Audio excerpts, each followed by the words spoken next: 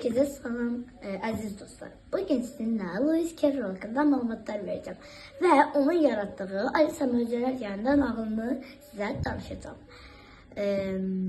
Lewis Carroll 1832 ildə anadan olub və 1898 ildə ölüb. O getdiyi bir onun uşağı heç nə yox idi. Uşağı da yox idi. O ofise gitti ve ofiste balaca bir tane kız gördü.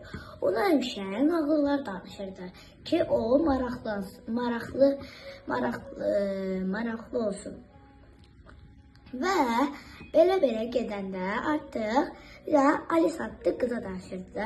Alisa adlı kız bir tane obraz yaradıb və o belə bir tane nağıl ortaya çıxıb.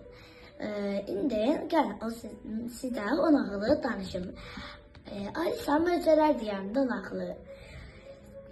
Bir yay günüydü. Havalar çox istiydi.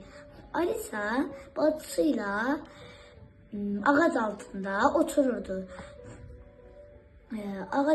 otururdu.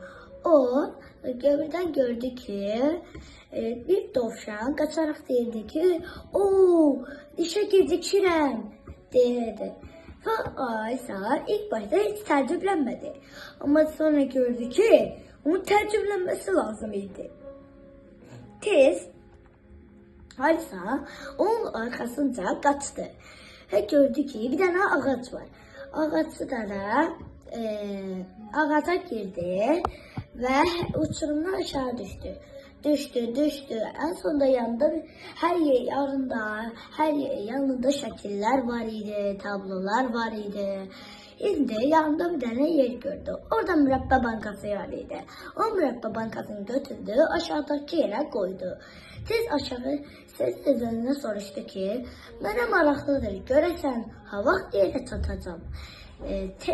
Ez yerə çatan kimi gördü ki, stolun üstünde bir tane içməni var, bir tane de açar.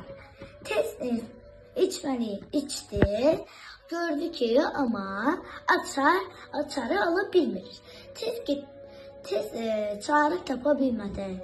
Tez çölə çıxdı ve aşağıda kutu gördü. Kutuda baktı ki bir tane tort var. Tez tortu yedi ve büyüdü. Kapını açmayı bacarmıştı. Lakin o içeri girebilmedi. İçeride ise qəşəng güllər, çiçekler, yarpaqlar var idi. O içeri girebilmediği için ağladı. Hüngür ağladı. Dovşan tez oradan çıkmak istedi ama çıkabilmedi. Çünkü çok suydu. Donmuştu artık. Tez yüzeylə dovşan çölə çıxmayı bacardı. Ama Alisa geç çıxırdı. Yani ayaklarından gedirdi ama çölə yavaştan gedirdi. Sonra da çölə çıxa bildi. Ama sonradan bir tane qarışqa gördüm. Qarışqa dedi, bir tane göbələk var. Bu göbələyin bir tərəfindən yeyəsən, böyüyərsən, bir tərəfindən yeyəsən, kiçilərsən. Tez göbələk getdi. Alisa bilmədi hansından yesin, kiçilsin. Çünkü göbələk demək ki, hansı tərəfdə yeyəsən, böyülərsən, hansı tərəfdə yeyəsən, kiçilərsən. Tez bir tərəfindən yedi ve gördü ki çok küçüldü. Bir tane meşeye gitmeye karar verdi. Bir tane pişik gördü.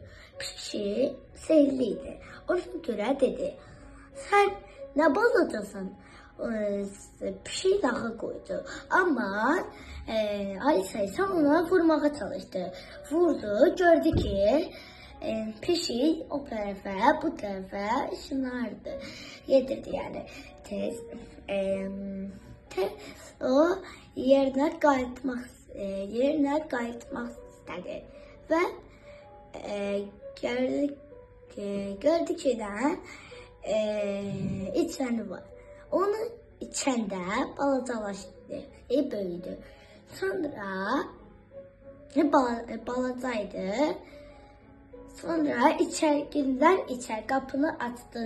İçeri girməyi bacardı və qapını açanın qapılara içeri girdi və külləri, yarpaqları, çiçəklərin iyisini qəşəngliklə izləyirdi, ilərdə alırdı. Ən sonunda görürdü ki, bunların hamısı yuxudur. Yuxudan uyandı, tez bunların hamısını bacısına danışmaya başladı.